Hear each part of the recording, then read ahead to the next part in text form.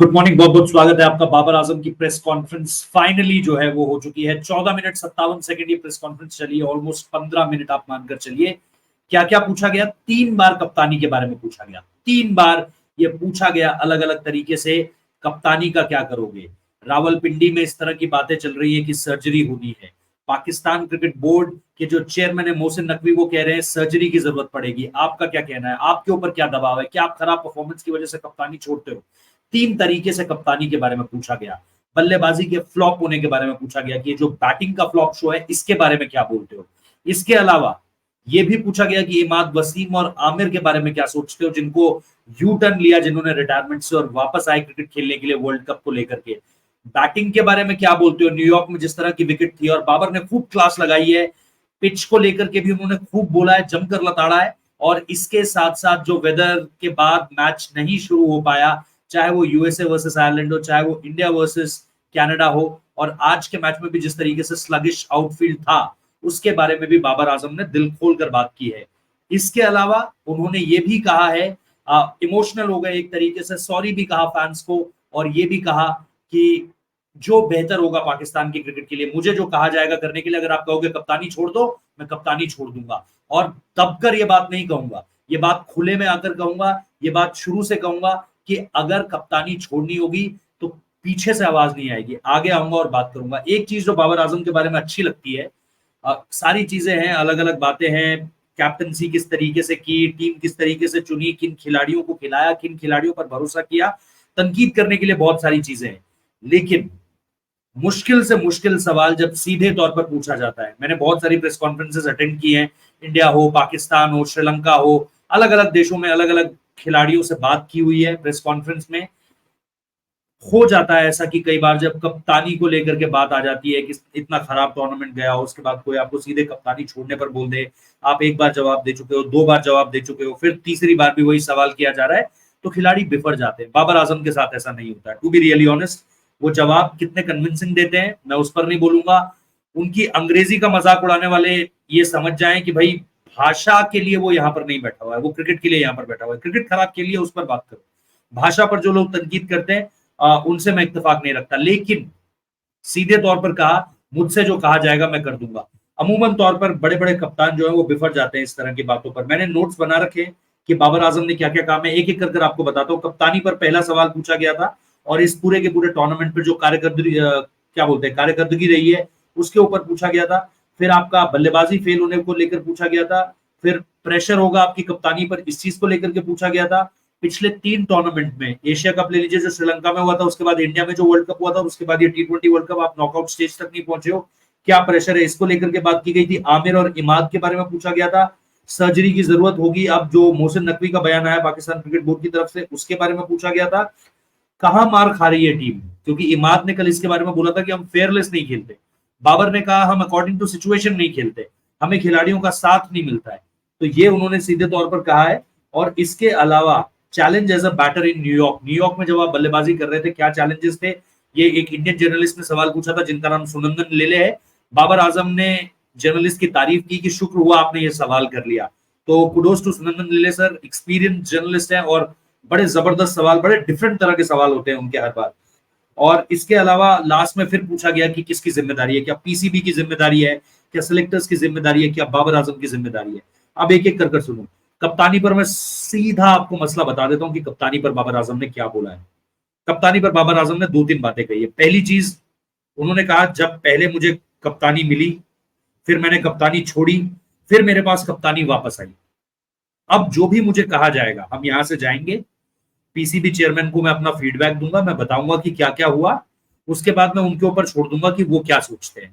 अगर वो ये कहते हैं कि बाबर आजम कप्तानी छोड़ दो, तो मैं कप्तानी छोड़ दूंगा। और कप्तानी छोड़ने के बारे में मैं पब्लिकली आकर बताऊंगा, ऐसे नहीं कि दबी कुछ जबान में कहीं से आवाज आएगी। मैं खुद आऊंगा, पब्लिक अपीयरेंस दूंगा, प्रेस कॉन्फ्रेंस करूं कि नहीं करूं नहीं पता, लेकिन मैं मीडिया के सामने आकर इस बात को कहूंगा कि मैं बाबर आजम कप्तानी छोड़ रहा हूं। ठीक है, इससे पहले कि पाकिस्तान ये ना कर दे कि Babar Azam sacked as T20 captain, या जो भी उन्हें फैसला लेना होगा, बाबर आजम खुद इस चीज के बारे में बता देंगे। दूसरी बात, उन्होंने खुद इसकी जिम्मेदारी ऐसे करके नहीं ली है कि भाई सारी चीजों के लिए मुझे ही क्यों दोषी बता रहे हो। अगर खिलाड़ी अच्छा नहीं खेल पाए, अगर परफॉर्मेंस नहीं आई, अगर बैटर्स पार्टनरशिप नहीं लगा पाए, बॉलर सही समय पर विकेट नहीं ले पाए, तो उसके लिए मैं क्यों जिम्मेदार? अब इसमें दो बातें हैं। बाबर आजम को लेकर के जब आप ये बोलोगे कि आपके ऊपर सारी जिम्मेदारियां नहीं डाली जा रही है, हर चीज के लिए आप अकाउंटेबल भी नहीं हो सकते, लेकिन यार ये टीम तो आपने चुनी है ना। आप कह रहे हो जी विकेट नहीं ले रहे मिडिल ओवर्स में बॉलर, तो आपने रख कौन रखा है? इफ्तिकार रख रखा है, आपने शदाब रख रखा है। इन दोनों की फॉर्म के बारे में आपको नहीं पता था? आपको पता था, उसके बावजूद भी आप ये खिलाड़ी लेकर गए हो। तो बॉलर्स अगर अंडर परफॉर्म कर रहे हैं, मिडिल ओवर्स में विकेट नहीं ले पा रहे आपके पार्ट टाइमर्स, आपने 5 फास्ट बॉलर्स इन कंडीशंस के लिए रखे। दुनिया में और कोई टीम इस तरीके से नहीं खेली है जिस तरीके से आप अपने कॉम्बिनेशन के साथ खेले हो। आपके पास एक ढंग का फ्रंटलाइन स्पिनर नहीं है, अबरार था तो उसके ऊपर आपका कॉन्फिडेंस नहीं है। तो अगर आप इस पूरी बॉलिंग लाइनअप को देखोगे तो आपके जो बॉलर्स थे, मोहम्मद आमिर ने आपको सबसे बड़े गेम में डिसअपॉइंट किया, इमाद वसीम ने आपको सबसे बड़े गेम में डिसअपॉइंट किया, आमिर ने एक तो वो जो चलो सबसे बड़े ओवर में डिसअपॉइंट भी ना कहूं तो सबसे खराब परफॉर्मेंस दी पहले मैच में यूएसए वाले में आमिर ने। ठीक है, एक्स्ट्रास पे एक्स्ट्रास, एक्स्ट्रास पे एक्स्ट्रास। इमाद वसीम जो आपका दूसरा सबसे बड़ा खिलाड़ी था, जो ये यू टर्न मारकर आया था रिटायरमेंट से वापस, उसने अक्षर पटेल का वो जो मिडन ओवर बोल रहा हूँ, जो 2-3 रन वाला ओवर खेला, वो टर्निंग पॉइंट था इंडिया पाकिस्तान वाले गेम में। तो इन लड़कों को तो लाए आप ही हो। चलो मैं मानता हूँ नसीम शाह पे आपने विश्वास किया, नसीम शाह का परफॉर्मेंस बहुत जबरदस्त रहा इंडिया के अगेंस्ट, जब वो रोया मैच के बाद तो हर किसी का दिल टूट गया, इसी वजह से रोहित शर्मा भी उसके साथ खड़े हो गए। लेकिन इन खिलाड़ियों को तो आपने चुना, इफ्तिकार को आपने चुना, आजम खान को आपने चुना, सैम अयूब को आप ले गए, उस्मान को आप ले गए, इन सबको तो आप ही ले गए हो। रिजवान पर भरोसा आप जताते हो लगातार। तो अगर आप ये कह रहे हो कि आपसे सवाल ना पूछा जाए, आपको जिम्मेदार ना बनाया जाए सारी चीजों को, मैं मानता हूँ सारी चीजों पे आपकी जिम्मेदारी बनती भी नहीं है, लेकिन इन खिलाड़ियों को तो आपने ही चुना है बॉस। इन खिलाड़ियों को तो आप ही ने जो है वो शह दी है और आप ही ने बोला है कि चलो भाई तुम खेलोगे।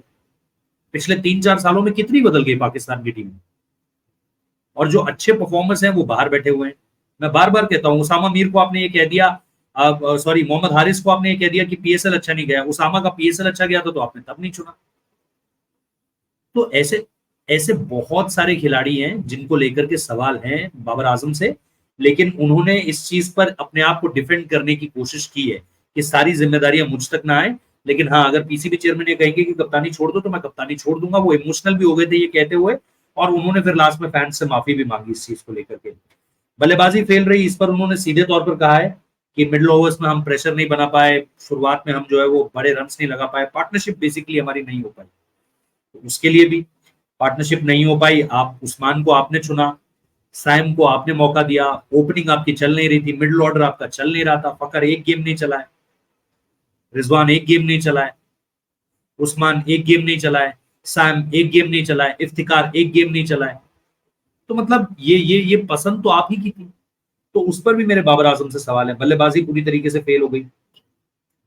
आमिर और इमाद वसीम उन्होंने डिफेंड करने की कोशिश करी, लेकिन मैंने आपको पहले ही बताया सुपर ओवर वाले गेम में यूएसए के अगेंस्ट आमिर की सबसे खराब परफॉर्मेंस, इमाद वसीम की इंडिया के अगेंस्ट सबसे खराब परफॉर्मेंस। वो टर्निंग पॉइंट ही वो था जी, जो उसने अक्षर पटेल का ओवर खेला, वो टर्निंग पॉइंट था।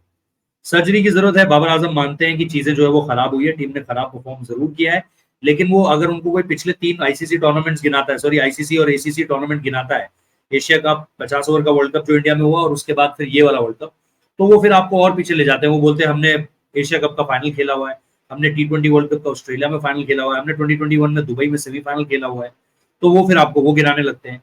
तो वो गलती मानने वाली स्थिति में नहीं आ रहे हैं बाबर आजम। कहाँ मार खा रही है टीम, इस पर उन्होंने काफी सारी चीजें कही है, फेयरलेस नहीं हो रहे आप, इस पर जो इमाद वसीम ने बात की थी उस पर उन्होंने यही कहा है कि as a batter as a team हम क्लिक नहीं कर पा रहे। सबसे बड़ी बात जो बाबर आजम की इस पूरी प्रेस कॉन्फ्रेंस का जो सार है, जो लबो लुआब है, वो ये है कि हम क्लिक नहीं कर पा रहे एज अ टीम। कभी बैटर्स अच्छा कर देते हैं तो बॉलर्स अच्छा नहीं कर रहे, बॉलर्स अच्छा कर देते हैं तो बैटर्स अच्छा नहीं कर रहे। इसके अलावा जो उनसे पूछा गया था कि challenge as a batter in New York, उन्होंने कहा बिल्कुल, यहाँ पर एक तो बाउंस बहुत ही अनइवन बाउंस है, गेम टाइम स्टार्ट बहुत जल्दी था, सुबह जो गेम शुरू हो रहे थे, इसको लेकर के उन्होंने बड़ी लताड़ लगाई है न्यूयॉर्क आईसीसी को भी कि जिस तरीके से चीजें थी वो बढ़िया बढ़िया इंतजाम नहीं थे। तो इसको लेकर के भी बाबर ने काफी सुना है। और लास्ट में जब उनसे किसकी जिम्मेदारी कहा गया तो उन्होंने यही कहा कि ये इंडिविजुअल आप किसी को नहीं बोल सकते कि मैं कप्तान हूं तो मैं सारी जिम्मेदारी लेता हूँ। उन्होंने कहा जो 15 लड़के आए हुए थे सारे के सारे जिम्मेदार, सिर्फ कोई एक जिम्मेदार नहीं है इन पूरी चीजों में। तो ये फाइनली बाबर आजम की प्रेस कॉन्फ्रेंस थी जिसका इंतजार था सबको। इंडिया गेम के बाद इंतजार था, इंडिया गेम से पहले इंतजार था, पिछले मैच में इंतजार था नहीं आए, इस मैच से पहले इंतजार था नहीं आए, अब फाइनली आए, इमोशनल हुए, सॉरी बोला, कप्तानी छोड़ दूंगा इस बारे में भी कहा है। आपको क्या लगता है बाबर आजम की इस प्रेस के बारे में? Do let me know in the comment section. Share करना नहीं करना आपकी मर्जी है, लेकिन 2-3 चीजें जो आपको करनी है, please like the video, please subscribe कर लेना और प्लीज नोटिफिकेशन बेल बजा देना। ये 3 कर लेना काम। फेसबुक पर देख रहे हो तो क्रिकेट विद रोहित जुगलान ये चैनल है, डिस्क्रिप्शन में लिंक मिल जाएगा। प्लीज जाके फेसबुक पे फॉलो कर लो। यूट्यूब पे आप काफी प्यार दे रहे हो, फेसबुक पर भी प्यार दिखाओ थोड़ा सा। Thank you so much.